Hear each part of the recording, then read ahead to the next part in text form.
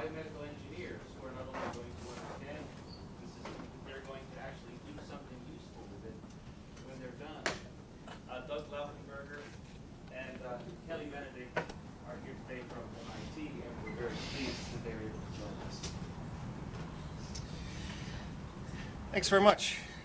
It's good to see you all here. I don't know how well you can see. I hope you can see what's up here. So, as Tom said, we are just part of this whole week that you've got. You're learning a lot of different things. And there's two ways to look at our contribution.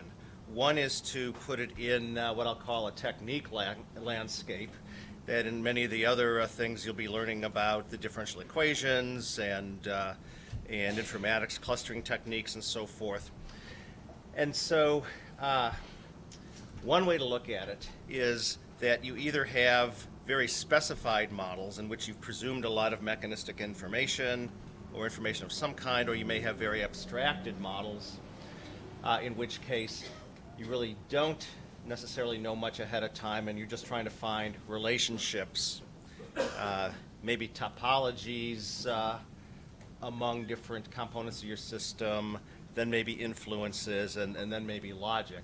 So where Kelly and I are going to be is living in this space, not over on the mechanistic space. But another way, and Kelly came up with this for a chapter we recently wrote in a Immunology a book series, and that is the difference between theory-driven and data-driven.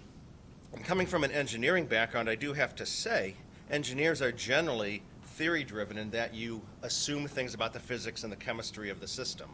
You say, okay, I know what the components are chemically, physically. I've got some knowledge about how they interact. All I'm going to do is write down the mathematical equations for what I know how they interact. So the mathematical model is derived from theorized hypotheses, usually about something you know. The problem in biology, at least in the space of biology that we work in for the most part, very little is known. The amount of prior knowledge that you actually have relative to what's involved in the system operation is actually very tiny.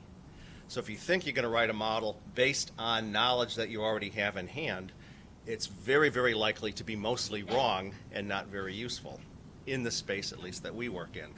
So what we have found is that we have to take an approach that we call data-driven, and that is where you have to start is just a lot of experimental characterization of your system. And then hypotheses actually come from the computational analysis of that. Once you get those hypotheses, now you can do tests of them and validation and so forth.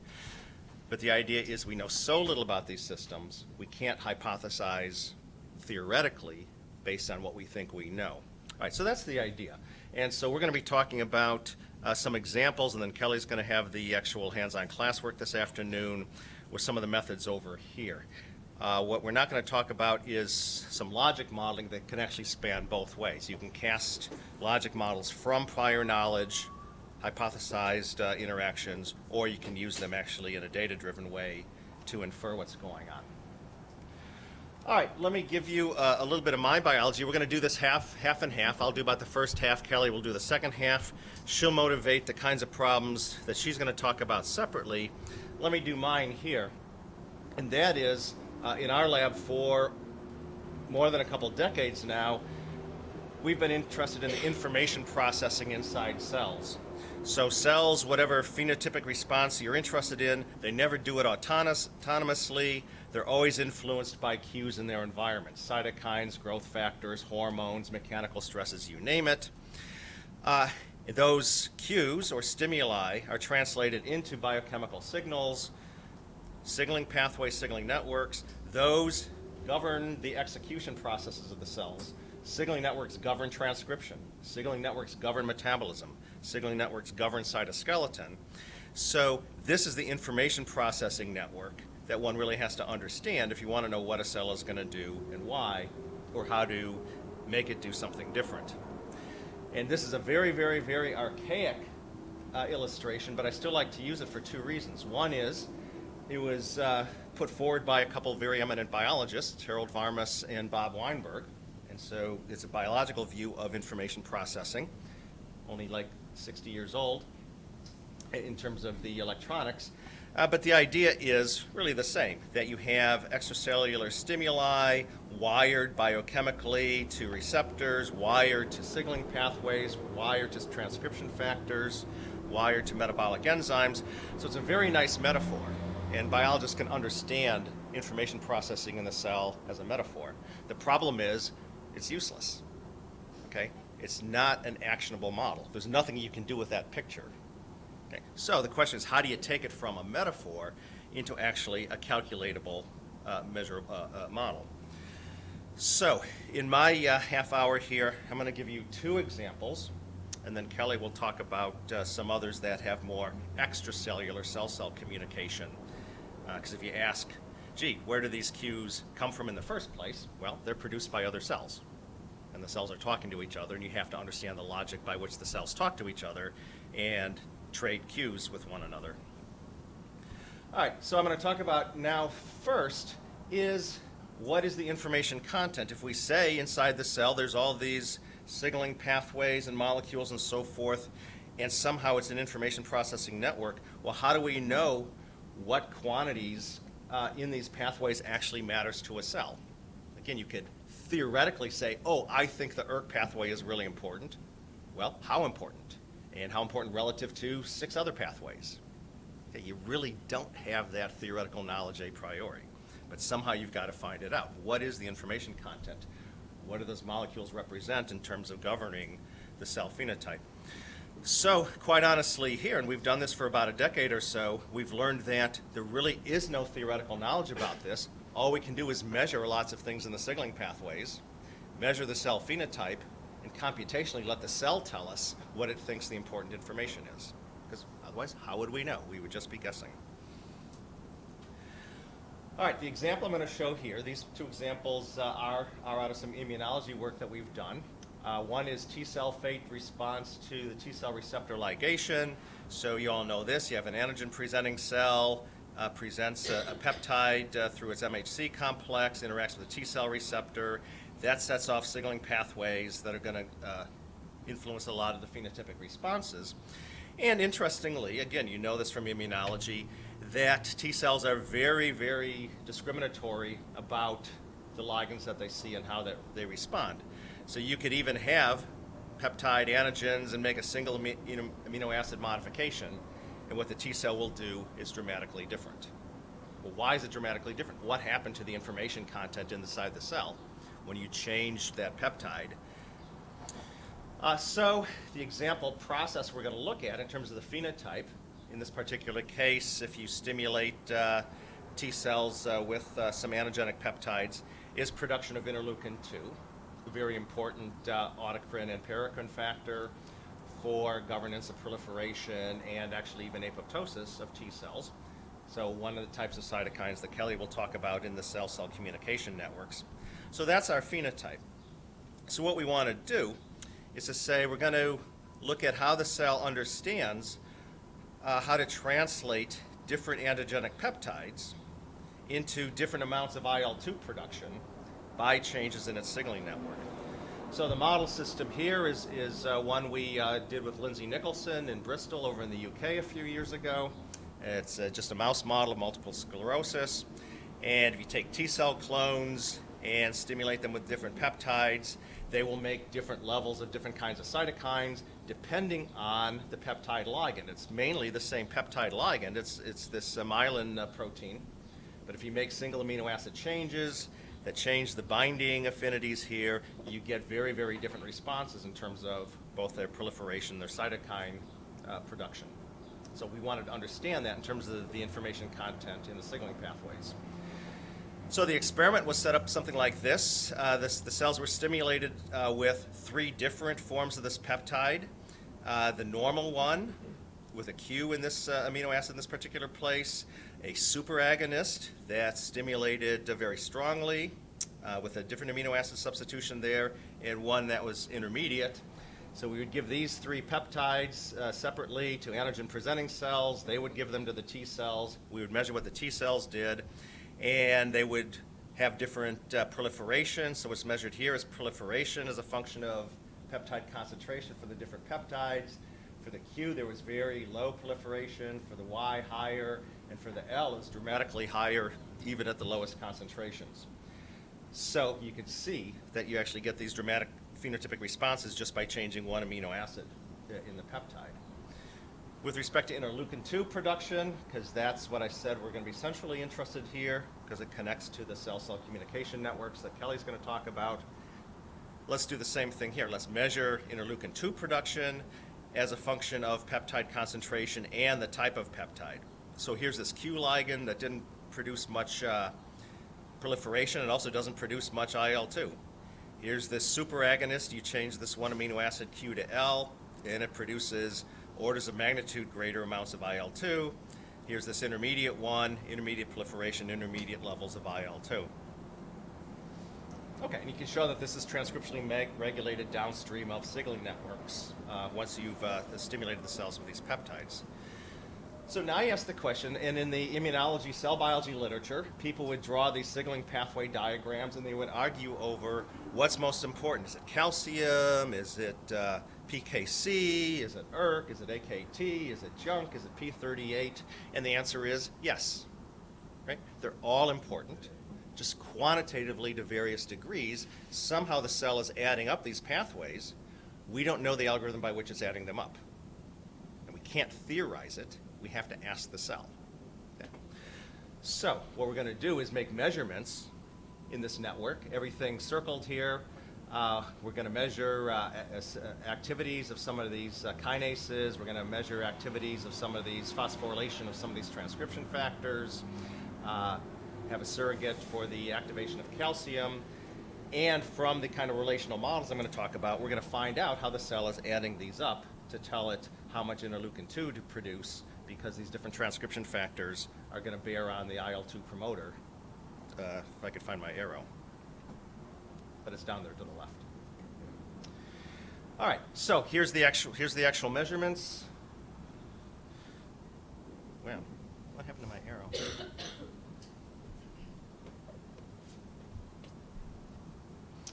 Here's the actual measurements by different phosphowestern blots, kinase activity assays, nuclear localization. We measured 11 different protein signals in these pathways for 5 conditions, the different peptides and concentrations, 6 time points to see what was going on. And this is what the data look like. The best way to look at it is just the heat map in the top, and that is each of these rows are these different peptides at different concentrations. Each of the columns is the 11 different signaling pathway activities, the different kinases, nuclear localization, and so forth. Where it's bright yellow, there's a high activity. Whether it's light blue, there's not. And so you see all these pathways are changing. And the question is, how is the cell adding up this information to determine how much IL-2 it produces? So the mathematics here, and this is what you'll learn some of this afternoon, is this matrix multivariate regression technique, where instead of on the left, this is the way a classical cell biologist or immunologist will look at it, say, there's some crucial signal, ERK activity or IKK, NF-kappa B translocation, and no matter how I change my peptide concentration or affinity by the different amino acid substitutions, somehow that key signal is just going to be quantitatively related to my output, which is IL-2 production. And that just doesn't happen. Okay? There's many, many things that matter. So you invert this, and you say, I'm actually going to look at all my different signals, my 11 different signals in this particular case, over all my different treatment conditions, different peptides, and so forth. And I'm going to have this multi-dimensional signaling space in which what's going to be plotted, each of these circles, is a different treatment. For each different treatment, I'm going to have a different IL-2 production. And if I've measured its signals, these signals are just living seemingly randomly in this very complex multivariate space of signaling activities. And what this mathematical matrix regression, partial least squares, is what we're going to show you does. It essentially straightens this out so that it says, okay, what are the key eigenvectors, the quasi-eigenvectors of this system, that separate these things out so that we know what eigenvectors, what quantitative linear combinations of these signals give us the highest IL-2 production and the lowest IL-2 production and things in between. So we're going to find these principal components by regressing these signals against the IL-2 production under all these different conditions. Again, you'll learn it hands-on this afternoon, but it ends up being a big matrix inversion problem, and it's pseudo-eigenvectors, right, because these aren't square matrices of full rank. So you think of your phenotype, and that forms a matrix of your outputs that you're going to regress against. You have all your signals for all those same conditions, all the different pathway activities. That forms the matrix that you're going to try to find the best fit regression eigenvectors against that outcome. All right, so that's how it works. So what you learn is, on the left-hand side, how many of these principal components or quasi-eigenvectors gives you the best fit of the data in black, or the best cross-validation as you randomize the what's involved in the training set or not. Find two principal components account for this very nicely. What's down in the left-hand corner then is the model predictions versus the experimental results. And then if you plot where the different treatment conditions live in the principal component space, and again, Kelly will show you how to do this afternoon, it's very interesting. One eigenvector principal component separates all the things that really don't produce much IL-2 at all versus those that produce a fair amount. So that's sort of coarse graining. And then the second axis fine-tunes it. If you're going to make a fair amount, how much actually do you make? So there's a combination of signals that essentially turns on the transcription factors, and then a combination of signals that then tunes up or down the gain once you've turned on those transcription factors. Yes?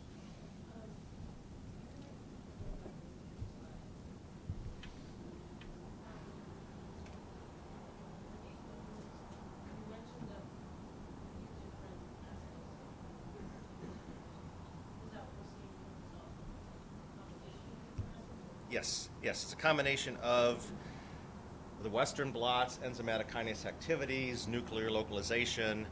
These are all quantitative characteristics of the signaling network activities. They can all go into the same data set. That's a very nice thing about this kind of mathematical framework, is you can use very heterogeneous data. We could have transcriptional data in here. We could have sequence data in here, right? We could have all sorts of different data in here.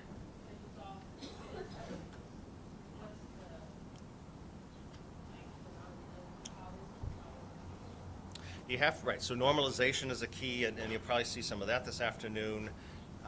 What we tend to do is what we call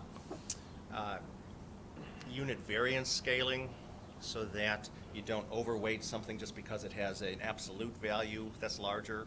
So you weight it to the variance, essentially. So that tells you about the magnitude. You make everything roughly the same magnitude. And if something's noisy, it's actually weighted less because the variance is large. So there's other normalizations, but it's very important, and that's the one we typically use. Yeah, good questions. All right, I won't go too much into the results, but you can learn some things from this besides just this, and actually this isn't even predictive capability, this is just correlation. I'll show you about prediction in a minute. But if you look at all the different signals and how they project onto the different principal components and eigenvectors, again, Kelly will show you how this works relative to your output, which is IL-2 production here. You can see that, yes, as many people in immunology thought, ERK activity measurements are strongly correlated with turning the system on, although they're not very strongly correlated with fine-tuning. AKT is actually much more closely related to this axis, so you might think ERK is involved in coarse graining, kind of turns on the transcription factors. AKT has to do with fine-tuning and exactly how strong the IL-2 production is. Okay, so that's a very novel prediction. People in the immunology field until this work didn't really see AKT as a key regulator. They thought ERK was everything. It's been experimentally validated since this work that was done a little while ago. Let me not take the time to do that. And I'll talk more then about predictions. So you can get some biological understanding, you get some new insights. Nobody realized that AKT was so important. Can you actually now use this model to make predictions of what's going to happen in other situations? So one would be, let's try a new stimulation condition. So let's try a low concentration of this really super agonist peptide. It causes production of less IL-2. Let's see if the signaling network eigenvectors can predict that. And then let's see if we can predict the effects of drugs in the pathways. So we can do that. We take the new condition, the peptide at a lower concentration, and measure the signaling activities, put them into the eigenvectors, and this is now a priori prediction of the IL-2 that should be produced by this new peptide condition, and it matches up very nicely, the predicted versus the measured. So all you need to know is this signaling information, put it into the eigenvectors, and it'll tell you, I know how much IL-2 is going to be produced. Now you say, what if I want to predict effects of drug inhibitors? And this is something a pharmaceutical company might want to do. All right, what if I added an ERK inhibitor? What if I added an AKT inhibitor? Would I have some idea of which should be more strongly affected or not? All right, well, so what you can do is use the model, and now you say, in my eigenvectors, I'm just going to pretend I've got an ERK inhibitor, and I'm going to tune down the ERK signal by 25% or 50% or 75%, put those changes in the eigenvectors and calculate what that should do to the IL-2 production. I can do that with AKT. I can do that with any of the drugs. I theoretically inhibit it, put that inhibition into the eigenvectors, and that tells me what the cell should be producing. And so if you do this as a dose response, and that's what's shown down here, you do this as a dose response, you essentially can predict the sensitivity of IL-2 production to that inhibitor. So the slope of this is the sensitivity of the T cells making IL-2 under peptide stimulation to an AKT inhibitor. And so if you find the slopes for whatever inhibitor you want, you can say which is going to be more effective or less effective. And then obviously you can do the experiment. You do the experiment with different dose response, you get different levels of the signals, you get different IL-2 production, and you actually experimentally measure the slope, and you say, what is the sensitivity that I got experimentally? And what you'd like to be able to say is the model can predict the hierarchy, that ERK should be more a better drug target or a worse drug target because it'll have a lower slope or a higher slope than AKT. Does the model tell you that, and what do you get experimentally? Okay, and that's what you get. So for ERK and for AKT, if you add an ERK inhibitor, the model says this is what the sensitivity should be. And for an AKT inhibitor, the model says the sensitivity should be stronger. You actually do the experiments. They don't match up quantitatively precisely in either case, but they get the hierarchy that the AKT inhibitor is about at least twice as effective as the ERK inhibitor. So the model can tell you the hierarchy of the drug inhibitors, which is something you wouldn't have been able to tell ahead of time. You can do combinations. You say, well, gee, how good would be, what if I combined ERK and AKT inhibitors? Will that be better than additive? Would it be synergistic? How would I know? Well, you can put that in the model too and say, okay, what if I put in the model and I have an ERK inhibitor all by itself, and I have an AKT inhibitor, and if I look at them combinatorially, do I get a stronger or weaker effect than a linear combination? The model predicts you get a weaker effect. This would be the linear combination of the two. So there's a negative synergy or at least a compensation. And experimentally, these curves match up as well. Individual ERK, individual AKT, linear sum, individual ERK, individual AKT, linear sum. The actual outcome has this negative synergy that was predicted by the model.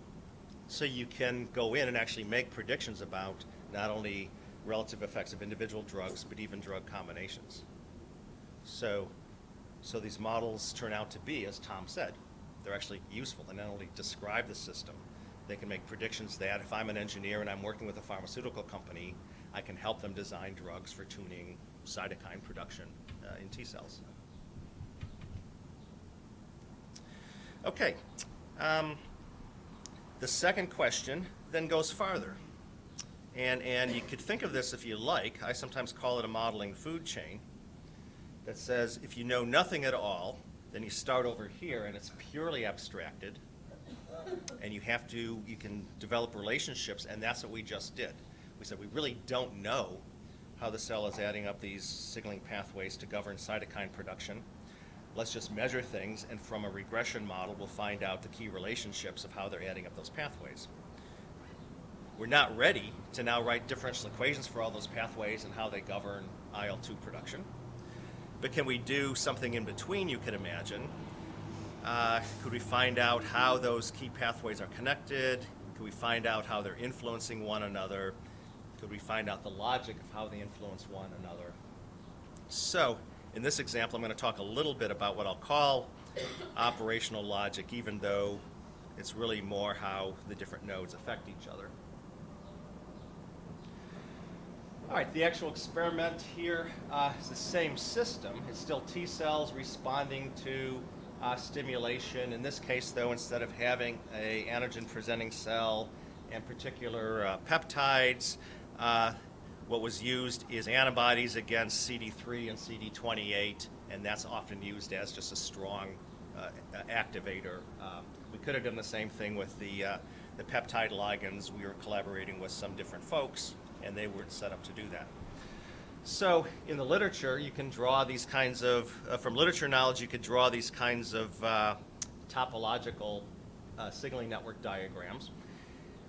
The question is, could we actually infer these if we didn't know them?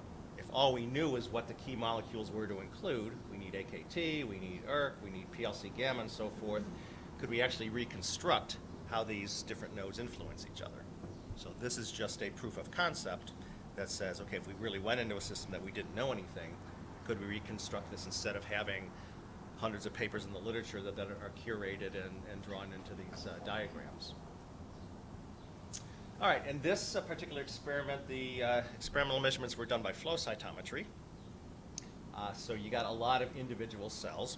So what happened was the cells were stimulated with the anti-CD3, anti-CD28, also a few other G protein coupled receptor ligands. There was perturbations of drugs in between. And then the signaling network activities, these various signaling network protein activities were measured by flow cytometry, phosphoflow cytometry. So for each cell, you could measure the activity of each one of these signaling proteins, and if you did the math right, you should be able to infer how they were all influencing each other, because some went up and some went down under different conditions, and then you could turn that into a influence model.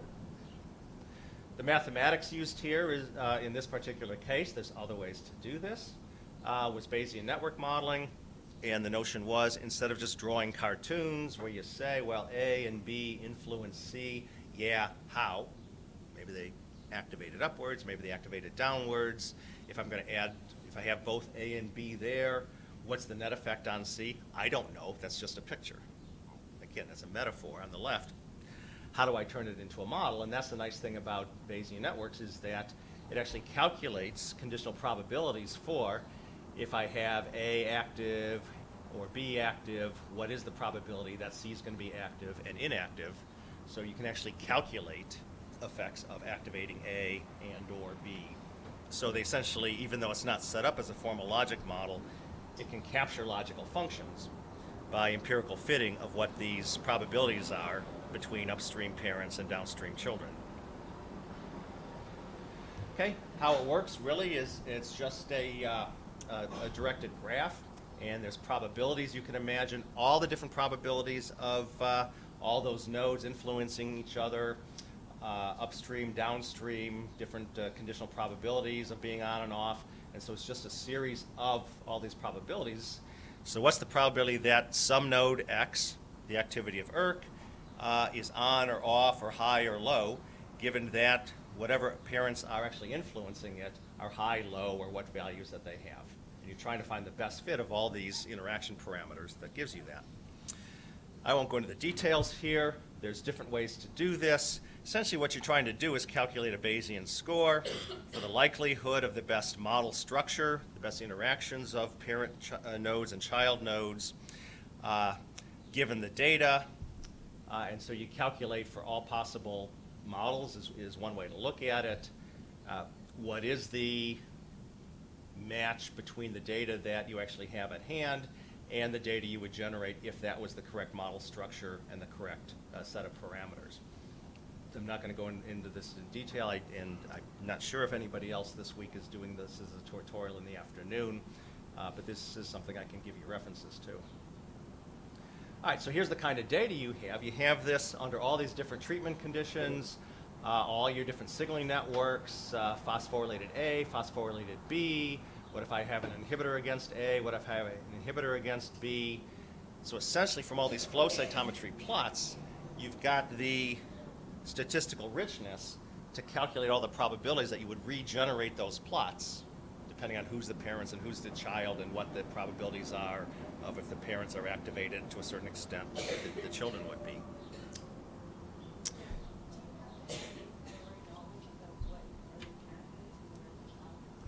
You don't have to, okay? So in principle, you can do this combinatorially and so forth in practice. This is one reason I have it halfway up the modeling food chain, is because prior knowledge does help. So if you can say, I don't have to run through the calculations on all possible parents and children, that I've got some notion that, yes, there's really no relationship between AKT and NFAT. Okay, that's not going to be allowable as one of the parent-child relationships. Then that strips down the combinatorics very, very dramatically. So that's why I have it halfway up the food chain, that if you already know something about what the key molecules are, you might have some prior knowledge from the literature, it's much more powerful to be able to get in for these kind of networks. But you don't have to. You can try to do it with no prior knowledge at all. So prior knowledge is helpful. In most cases, it's vital just because of the data limitations. Okay, but in principle, you could do it with no prior knowledge. So here's some real data, just so you can see. If you plot under all the different stimulatory and inhibitory conditions, the relationship between RAF activity and MEK activity, you'd say, okay, there's a pretty good probability that if I have a parent-child there, I don't necessarily know the direction here, that there would be a relationship. If I have the data for PKC and PKA, it's not clear that there's going to be a direct parent-child relationship there. Maybe once you sort out all the other parent-child relationships, this turns out to be really important. That's what the mathematics are for. Okay, in the end, and we've now done a number of examples of this, and a number of other labs have as well, from those data, you can reproduce, in this particular case, almost all of the of what was the prior knowledge. And this was without any prior knowledge. We didn't restrict parent-child relationships. We let everything be possible. Yeah? Yes? Trying to do the relationship. How do you decide that those are direct rather than... So that's it's actually part of the Bayesian network calculations. It's very parsimonious, okay? And there's actually in the calculation a penalty for having extra arcs when you don't need them. So it will strip away if it leaves. So let's see. Look at this one here. Let's say PKC to RAF, RAF to MEK. Okay. There's also an arrow from PKC to MEK, but there's not an arrow from PKC to ERK, right? So what this tells you is in the computation, there was enough evidence that even once you subtracted the PKC to RAF, RAF to MEK relationship, there was still another effect of MEK, RAF, PKC on MEK that wasn't accounted for just by the RAF effect. Whereas that extra effect did not exist all the way down to ERK. So in the Bayesian network model scoring, you actually do subtract out the direct relationships to see if there's actually evidence of some indirect relationships. Yes. Yes. Yep. Yep. And that's very important. And I'll just go ahead and skip to the next for a second, because if you just do some of the more popular co-correlation methods, Pearson correlations, Spearman correlations, fancier correlations, you really don't strip out anything, because now you're just looking at everything with each other, and you see a lot of correlations with everything and each other. A nice thing about the Bayesian network framework is it says, okay, if I know all these co-correlations, can I strip out some of them because they're actually accounted for by some of the other co-correlations? So you get away from these hairballs into something that's actually much more realistic and interpretable. Okay. In terms of the outcome, I won't belabor it here, but the blue ones are things that had been previously found in the literature, and there they were. There's two yellow ones here that hadn't been in the previous literature for T cells, one down here, one up there. There was one, this one went the other way, and it's reversed. That's an interesting thing about Bayesian networks, is to actually determine upstream, downstream causality from correlation data. You really get it right mostly if you have some inhibitory data, if I had a PLC gamma inhibitor and things like that.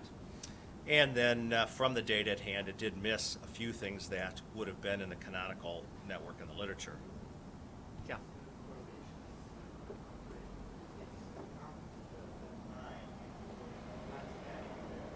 In this particular case, the time is static. All we had was 0 and then stimulation. You can build dynamic Bayesian networks that will do either two things. It'll use the time course data to help establish the causality, right? Because if you have time series data, that can help you look upstream, downstream. Or you can actually make this a dynamic or almost kinetic model. You can say, okay, at short terms, at short times, this arrow is here and this arrow is here, but this one's not. At longer times, this one shows up, right? Some other scaffold protein shows up.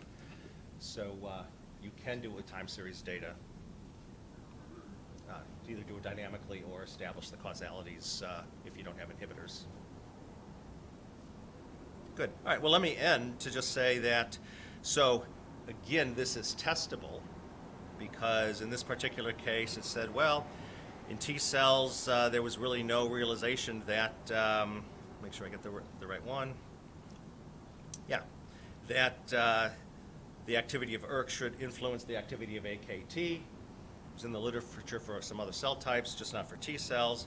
Well, you can do the experiment. You can use RNA interference to knock down ERK, knock down AKT, and you can show that if you knock down ERK, you would affect the activity of AKT, but not vice versa.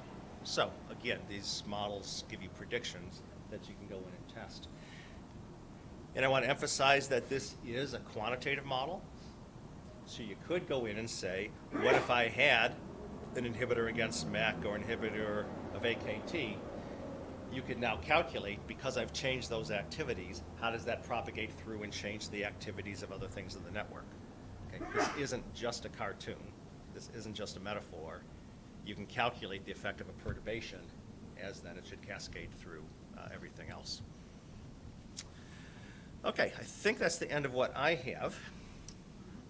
So first we could see if there's any questions for this. Yeah, please. So earlier you showed the difference between predictive values and experimental, and they were going to slightly different. Yep. So that's function per parent-child arc, right? So if you go down further in the pathway, then are those errors cumulative, or? I mean, so I guess I'm asking how far down the pathway can you actually predict? Yeah. It depends how you do the experiments and do the modeling. In this particular case, all these measurements were concomitant, okay?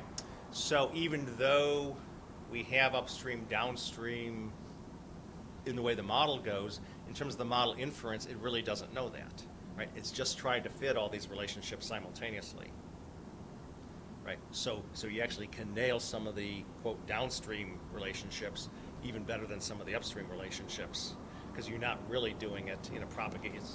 It's fitting all the possibilities at the same time. Yeah.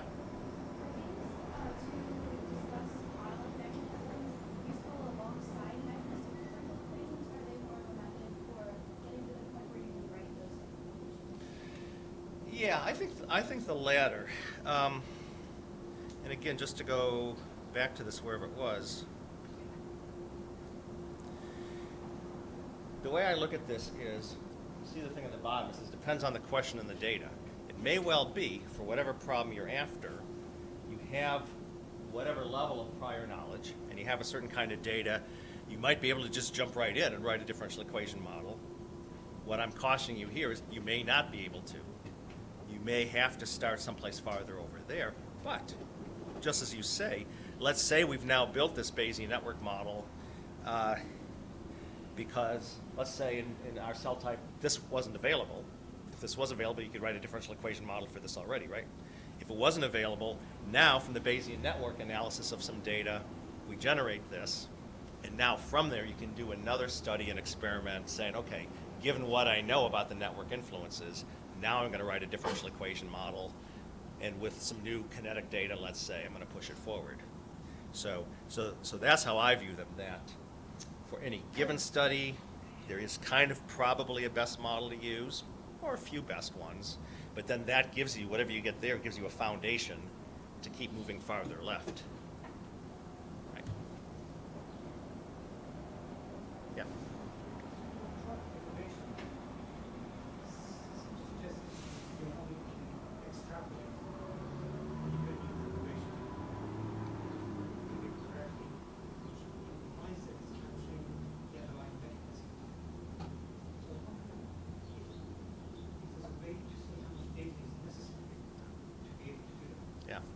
Okay, yeah, the question is about the predictions, what you really need to do. And you use the word, you're extrapolating to a new condition. And see, that's what I think is really hard to do, because that does say that you've got enough mechanism that you can go outside of the realm of what you've trained the model on. I think with models like this, until you get to the very left-hand side, your predictions are much more likely to be effective if they're interpolations rather than extrapolations. So that's why when building these kind of models on the right, what you actually have to do is a lot of different treatment, conditions, stimulations, inhibitions. So that's why we used peptides with 3 different affinities and a few different concentrations. We don't have any theory of that now. I've got a student, Joel Wagner, who just wrote a paper about that we call data quantity versus quality.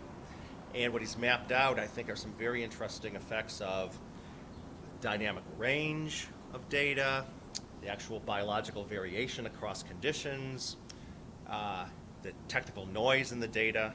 And if you know those things, then you kind of know how many data points. But it tells you, all right, what kind of dynamic range you need to establish across biological variation relative to technical noise, and then how many measurements you need in those ranges in order to get some power of inference.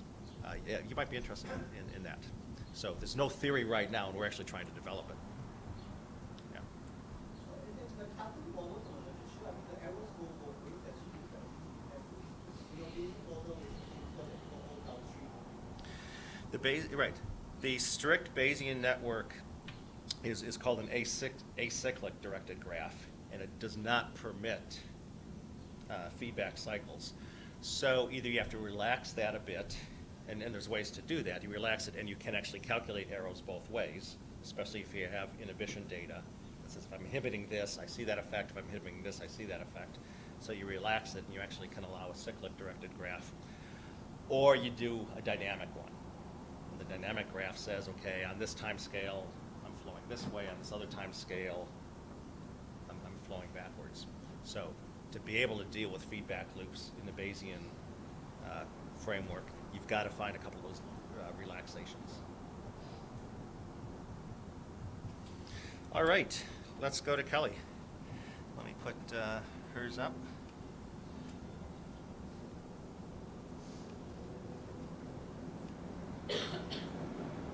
Oops. Is that you starting? Is that the end?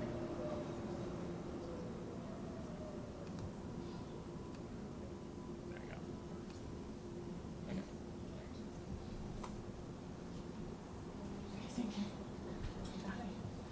Great, thanks for having us here today. I'm Kelly Benedict, and I'm a postdoc in the Lauffenberger lab. And I'm going to show you some work that I've been doing with Doug. To use, he talked about how in our lab we've used these data-driven modeling techniques to understand systems of protein-protein interactions. But the work that I'm going to be talking about is maybe one level up on the physiologic scale in that we're trying to understand systems of immune cell-cell interactions. And we're trying to take a slightly different perspective on it. It might be considered a top-down perspective. And to explain that more, in a lot of immunology research, we've gotten really important information from focusing on single cells, learning about signaling pathways within those single cells. And then maybe we learn something about cells that they interact with, and we learn one or two interactions with other cell types. And sort of our approach in this, what might be considered a bottom-up approach, is that eventually we hope we can understand the whole system by slowly building it up cell by cell. In the work that we started doing, we're going to take a slightly different approach, start on the other end of the spectrum, and try to understand the whole system of interacting immune cells first, the most important system-level events, and then work back down to understand which cells and signaling pathways might be involved in those overall events. And this, we hope, might provide us with really important and different types of information because it will give us ideas about these functional environments that govern immune cell behavior. Just to make a quick analogy, so in my grad school research, I spent a lot of time studying microvascular networks here.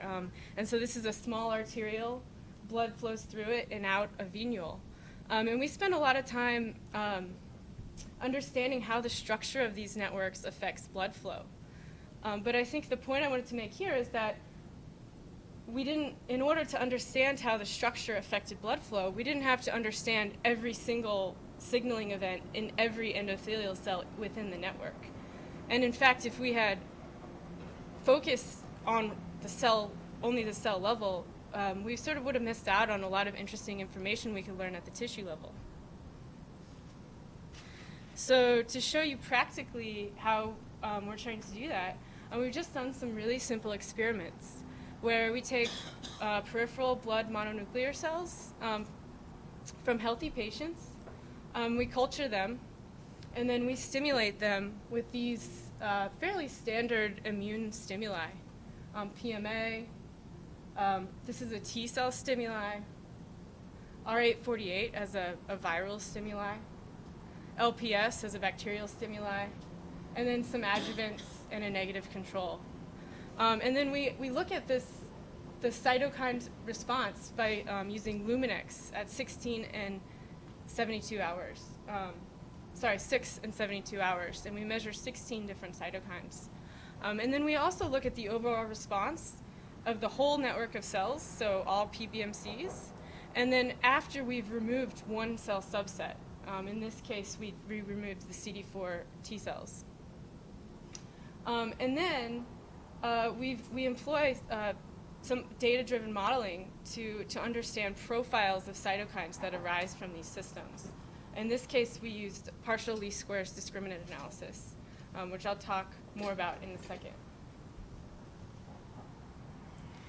So this slide is just to illustrate how large the data set is. The white is the 6-hour measurements, the black is the 72-hour measurements, and then down here you can see it's for each of those stimuli I just mentioned. And then the bar is the average and the standard deviation across 9 different donors. So one thing I think you can see from this graph, there's a lot of information here. And then I think the other interesting thing is that even across 9 healthy donors, there's a lot of variability in individual cytokines. So for instance, if we look at IL-12 here, you can see the red error bars are huge. It would be very difficult to distinguish individual stimuli based on measurements of only IL-12. So instead of just looking at cytokines individually, we can actually use partial least squares discriminant analysis to look at cytokine profiles or patterns of cytokine secretion. So to try to explain a little bit of what partial least squares discriminant analysis does, it basically looks at the cytokines that we measured and identifies patterns or linear combinations of the individual cytokines that best distinguish between the stim classes. And so, right here, and then so the pattern or the linear combination that best distinguishes, it assigns as latent variable 1. And the linear combination that next best distinguishes would be latent variable 2. And so on. You can have as many latent variables as you have features or cytokines. Sorry, so what is the determining factor as to which cytokine best discriminatory? Yeah, so the what's that? Yeah, so the question was, what is the discriminatory factor for which cytokines are chosen? Yeah. So the algorithm actually chooses the cytokines themselves based on distinguishing between the stim classes. Right, so in our case, the stim classes were the bacterial, the viral stim. So in other words, instead of looking at individual cytokines, it's looking at a whole pattern that could best differentiate between a profile that arises after a T-cell stimuli versus a profile that arises after a viral stimuli. And so then, after we know those latent variables, we actually can create what's called a score plot. And so just imagine, so we could set these latent variables as the axes on our score plot. So normally our x-axis is just one value, but here it's a linear combination of 16 different values. And so latent variable 1 is LV1 right there. You can see latent variable 2 and latent variable 3. And then, Sorry, these combinations of latent variables, do you account for the variability? so before we actually perform the partially forced discriminant analysis, we do normalization with mean centering and univariance, like Doug mentioned earlier. So in a way, that's kind of accounting for the variability across the different cytokines. But you can see that after you can actually plot each response in the multivariate space based on the score from that sample. So the really interesting thing about this particular set of experiments that we did is that when we plotted each response in the multivariate space, we actually get very robust clustering of the responses based on the immune cell stim.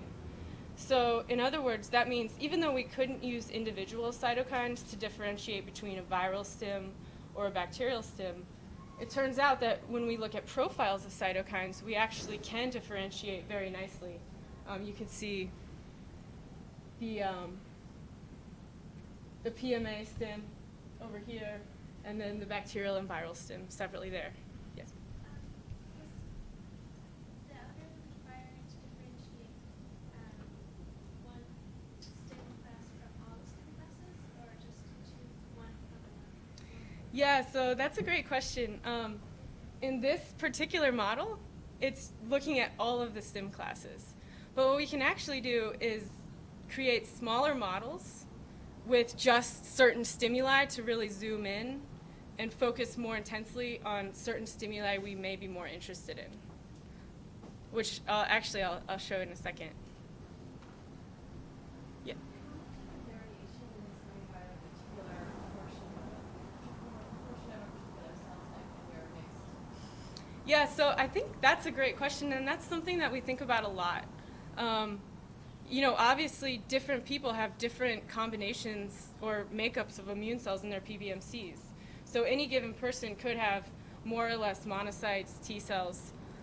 In a way, I think that's more interesting, though, because despite the fact that they have different numbers of certain cell types, they still have robust responses to these immune stimuli, which to some extent we would expect physiologically. So the way you're looking at this data is you're doing ratios between the different cytokines and then applying that at a distance, or how do you develop quality of these lots so that you Yeah, so the algorithm itself actually determines the latent variables and then assigns a score to each of the samples that we've run. And so this is just a plot of where the different samples fall in the multivariate space. And so this afternoon, we'll actually be using some data and running something very similar to this and making these plots. Do the same sort of components show up in LP1 and LP2 and LP3? Is it two different mixes of kind of the same things, or the unique? Yeah, this is sort of what this slide's about. But no, that's a good question. They're different, and they're very unique to the STEM class, which is exciting and interesting for us. In this model, you can see we've created this model, like you were saying over here, about focusing in on certain stems. We created this model to focus in on the T cell stem and then the two TLR stems, the bacterial and the viral. And so it was really interesting because, when we did that, once again, on the right side here, you can see the score plot, and we get very robust responses. Each dot is one of 9 donors. So you get very robust responses with these stems.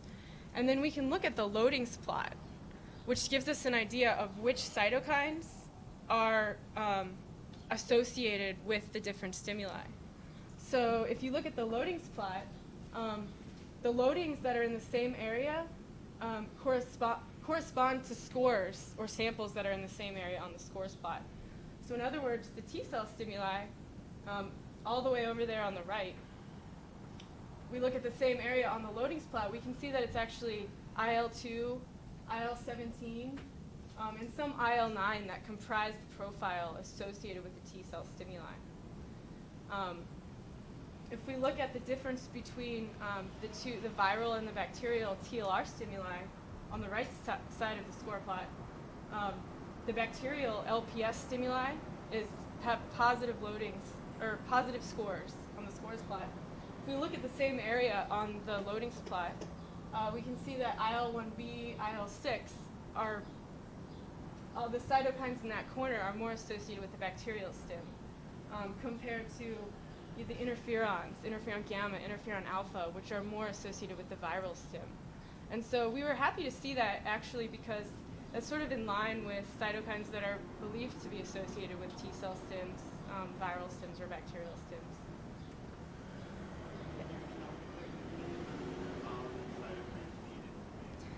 Yeah, so that's a great point.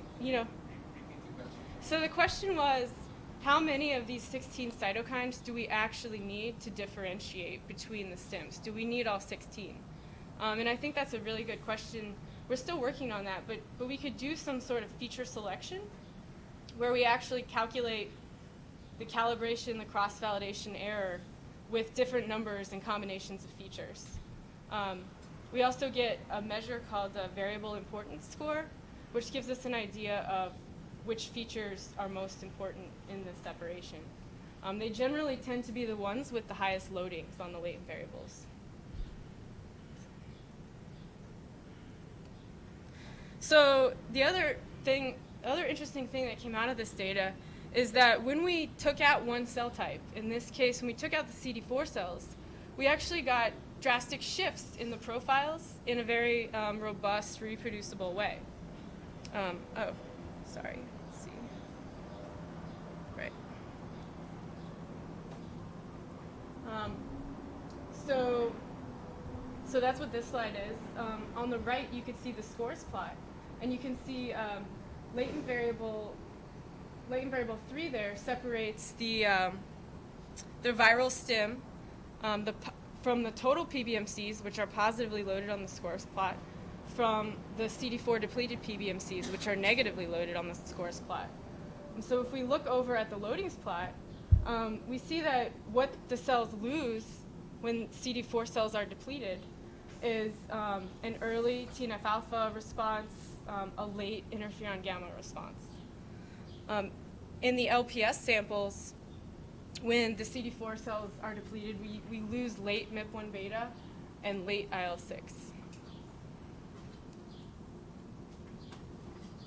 So this slide I just have on here because I just wanted to illustrate how powerful I think this approach is for characterizing immune responses. On the right, this is the scores plot you've just seen on the former slide, looking at the ability of these 16 cytokines to differentiate between the T cell, bacterial, and viral responses. And you can see, like, you know, there's very robust profiles. They cluster nicely. On the left here on this slide, this is what the discrimination would look like if we only used interferon gamma to try to differentiate between these responses. We just chose interferon gamma because it's what an ELISpot assay is. It's basically measuring interferon gamma. And so I think this slide shows nicely, even in vitro, with very, very strong stimuli, like we've used here, using only interferon gamma or one cytokine, you cannot distinguish between a bacterial stim, a viral stim, or a T cell stim.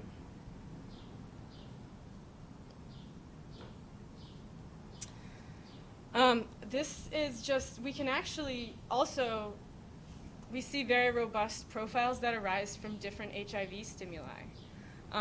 This data set is one that we'll actually be working on in the workshop this afternoon. We'll be generating a scores plot and a loadings plot.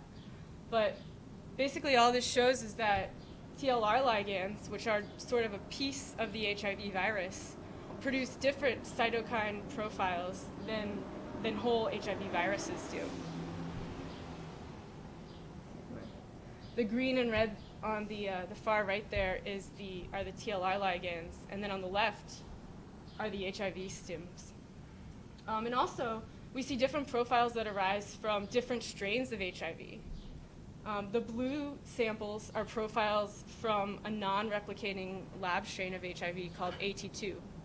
And the light blue samples are from a replicating lab strain of HIV called NL43. So using this approach, we can actually differentiate cytokine profiles that arise from different strains of HIV.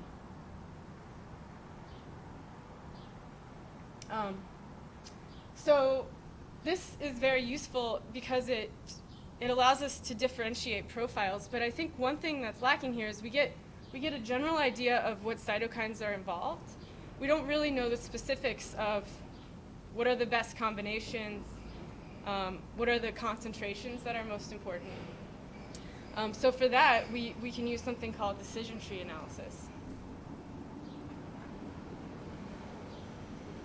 All decision tree analysis does is it starts with a data set. In our case, the data set of cytokines. And then it starts by just asking the question, which of the cytokines in this data set best separates the set based on the stimuli classes? So it separates those into two groups. It then asks the questions again on these smaller groups. Which cytokines best separate these groups into classes?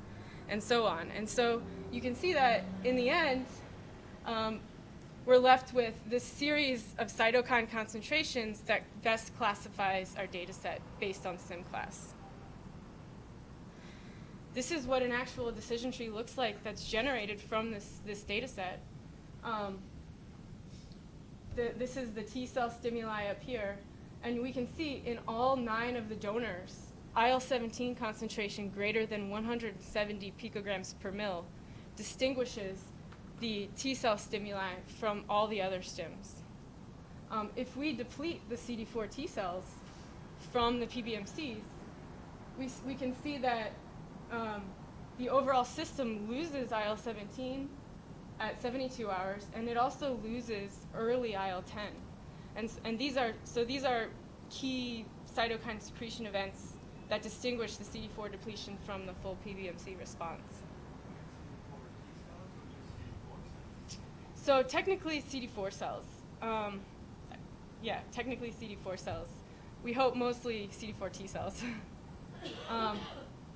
So again, and then if we look at the difference in the viral and the bacterial response, you can see the main differentiation between those two is interferon alpha secretion at 72 hours. If it's greater than 45 picograms per mil, it's a viral response, and if it's less than that, it's a bacterial response. If we deplete CD4 T cells and stimulate with the virus, we get this large increase in TNF alpha secretion. So in all those samples, TNF alpha was greater than 1378 picograms per ml.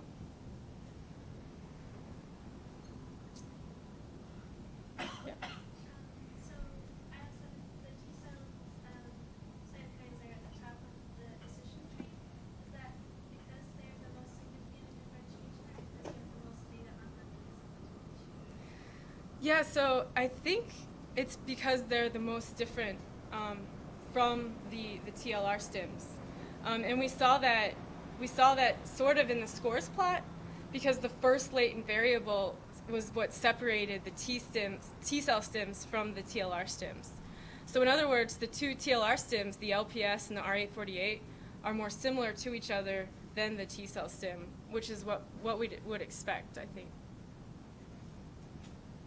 Yeah. Little typo here, TNF, it's the same on both sides. They're both greater than equal size. Oh, yeah, I'm sorry, that is a typo. The other one should be less than. Thank you. So moving forward, how are we going to use this? What is this going to be useful for? One thing that we're doing is we actually have PBMCs from HIV patients who have severe CD4 T cell depletion. So we're going to be comparing the cytokine secretion response profiles that arise from HIV patients to the cytokine secretion response profiles that arise from healthy donors that just have CD4 depletion. And so you can imagine how if we included the HIV donors on our tree, we hope that it will elucidate specific cytokine secretion events that differentiate the response from just CD4 T cell depletion. So that should give us new ideas for cell-cell interactions that occur in HIV that are sort of outside of CD4 T cell loss. Or it will give us ideas for new cell-cell interactions that occur as a result of chronic loss of CD4 T cells, as opposed to the very acute CD4 depletion we did here. Yeah. Earlier you talked about your latent variable discrimination, and here is decision tree discrimination. Are you trying to link the two together and see? Yeah, so we haven't, what do you mean by link them together? As in the variables that are important in each, are they the Yeah. same and so on? So just, inspection, just by eye, these cytokines that appear on the tree are actually very heavily loaded on in the loadings plot. That's just by inspection, which is a good thing.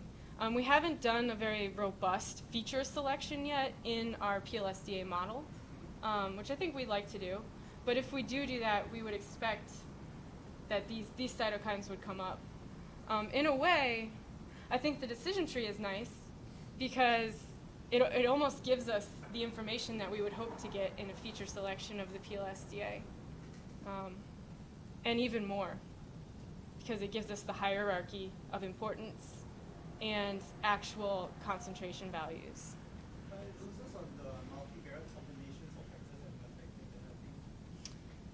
Because you're doing one variable at a time in the decision. Yeah, that's a good point too. I mean, if we're looking for new hypotheses about cytokine interactions, it's better to have more information than less information. If we're just looking for prediction, it's probably better to have less information. But Sorry, so how do you account for though, like, in the model that you have, you're stimulating an innate response, which is like a T cell response, but there's no actual antigen, and in a situation where you have like a bacteria or a virus, you would eventually get to a T cell response because of antigen presentation, and you're sort of missing that interaction.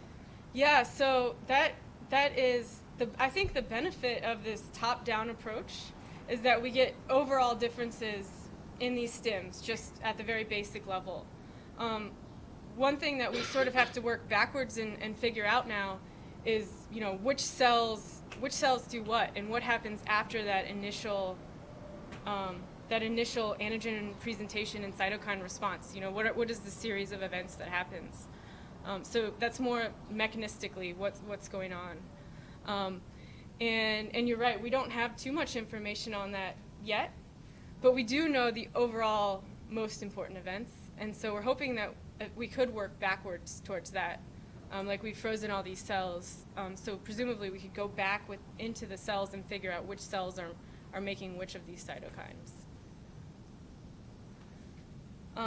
So I think these methods are really useful for characterizing cytokine environments. I think how could that be useful clinically is one thing that we think about. And one area of research that we think it could be very, very valuable clinically is actually at the initial site of HIV infection in the genital tract. And we actually, so clinicians are starting to figure out that the inflammatory cytokine environment specifically they've been studying the female genital tract, actually greatly affects whether or not someone's infected with HIV, and then the rate of progression of HIV after the initial infection. And they've actually figured this out through failed clinical trials. This is a trial from 2006 for a microbicide that women could use to try to protect themselves from HIV. And this got a lot of media attention back in 2006 because it had to be stopped early, because they found that it was increasing the rate of HIV infection instead of decreasing it. When they did follow-up studies in macaques, they sort of were finding that it had to do with the fact that these microbicides change the inflammatory environment of the genital tract and actually could be recruiting more CD4 T cells, which are the primary target cell of HIV. This is a more recent microbicide trial for the tenofovir gel, and this was somewhat effective. I think it had a 30 or 40% decrease in infection rate, but it didn't actually prevent HIV infection. And so there's a lot of research and questioning, surrounding why does it work in some women and not in others. And it turns out a lot of women in this trial have other infections, especially other sexually transmitted infections.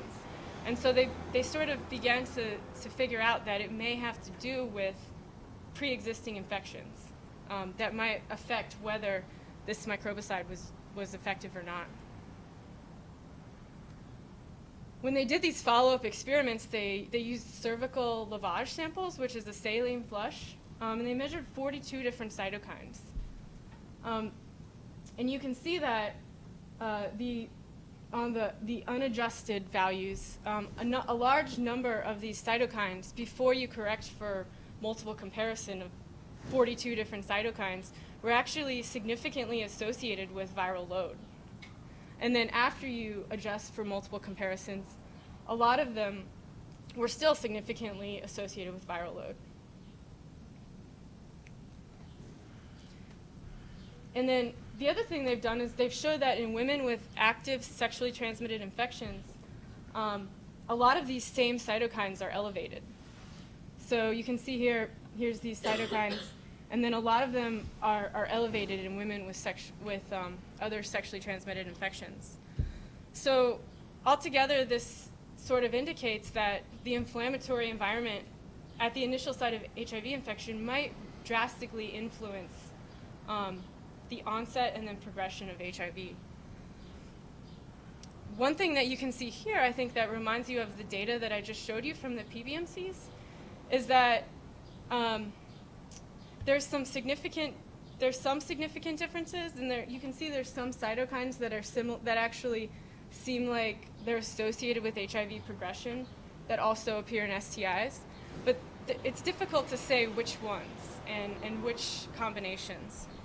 So we've been working with this group in South Africa to try to figure out, even though we can't identify individual cytokines that are only associated with each of these, are there profiles that are associated? So first, I think we wanted to see, are there multivariate cytokine profiles that are associated with different sexually transmitted infections? And then, somewhere in the future, it would be really useful if then there were different profiles that we could identify that were associated with increased risk of HIV infection. So along the lines of this first question here, We have the cervical lavage sample from women in South Africa that either have a bacterial infection, a cervical STI, or have no infection. And so you can see here, when we use the partial least squares discriminant analysis, we actually get surprisingly nice clustering of individuals based on the type of infection they had. And then if we look at our loadings plot over here, we can get an idea of some of the cytokine profiles that might be associated with each. For instance, in the bacterial infection, it seems like TNF beta and IL-1A may be associated with the bacterial infection. And then the cervical infections are more IP10, GCSF, and the cytokines in this region. With this model, we actually get fairly good classification error, 75%. And then when we do cross-validation, we get fairly good cross-validation error also. And this is nice because these are actually along the lines of the sensitivity, specificity of the current diagnostics that are used in South Africa for these STIs. Sorry, can you explain what the classification error of 75% means? Yeah, That so, doesn't sound good. right, yeah. No, it doesn't. It's certainly not as good as our in vitro responses that we have. What it means is basically the model fits 75% of the data. The cross-validation means that if we remove some of the data and we train the model just based on the remaining data, and then we test the amount we saved as unknowns, with that data we get 72% accuracy. So, sorry, it's accuracy, not error. Sorry about that.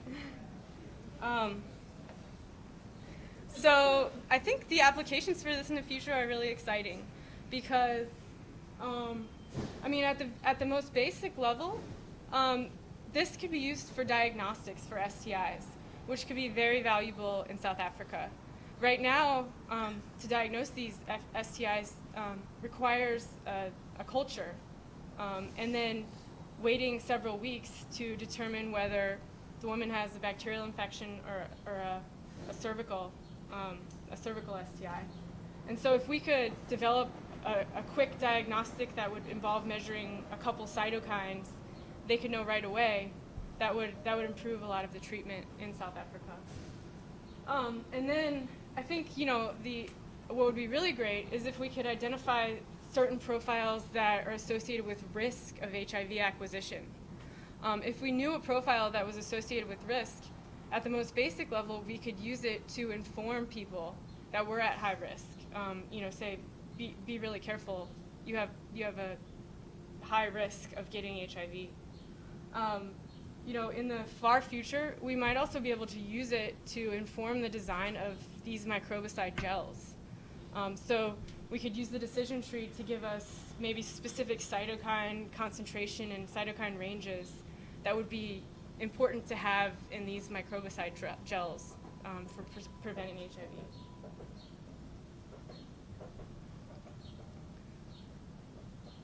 So that's all we have today, but these are just some of the people we've been working with on this.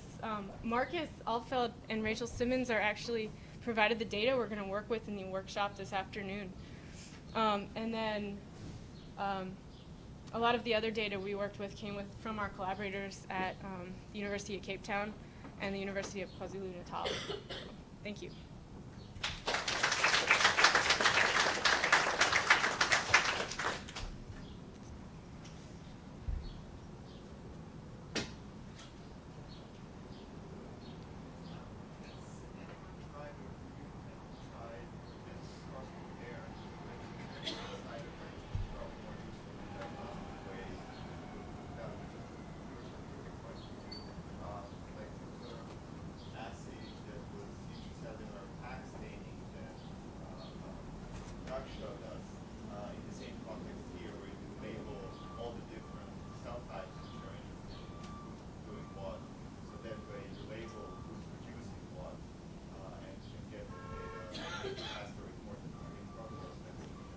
Yeah, so we saved all of the PBMCs from the experiments that we mentioned at the very beginning.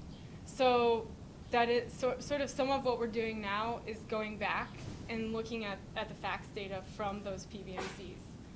It was important to us initially, though, to start with the secretion profiles, because that I think captures more of the system of interacting cells. And so it was important for us to start with that so that we could then work back down to the facts data, which is more a measure from individual cells. Yeah. We're using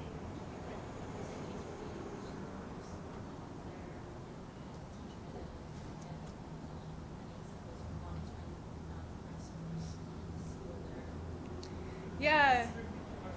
So she's asking if, so I mentioned that we want to compare the response profiles from HIV donors with CD4 T cell loss.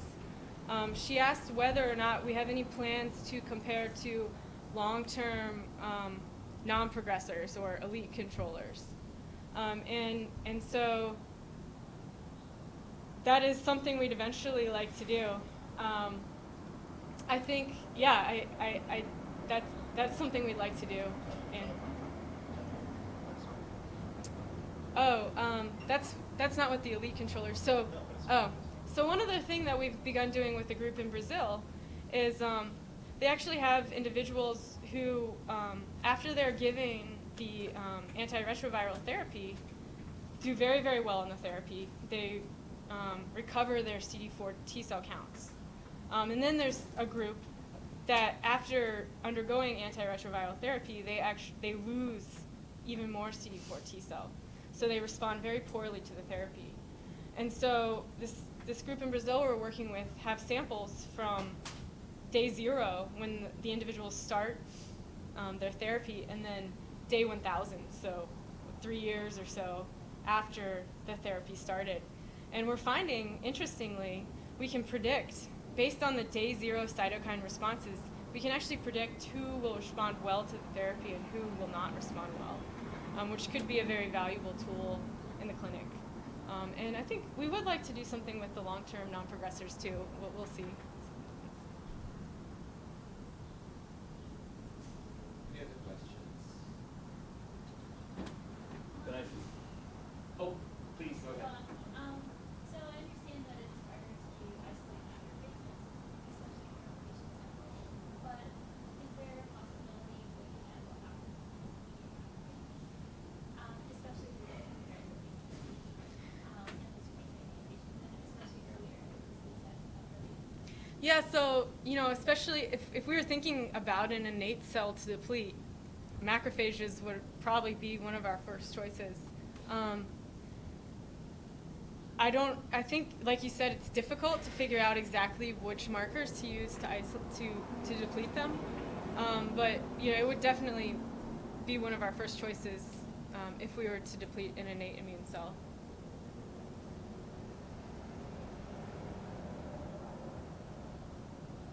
Is that it?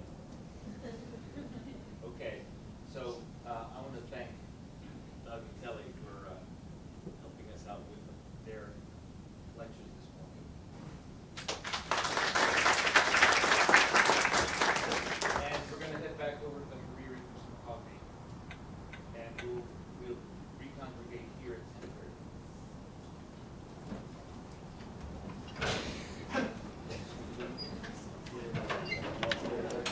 Right on time. Very nicely done. Yeah. Not too many. That was fun. Did we make a good tag team?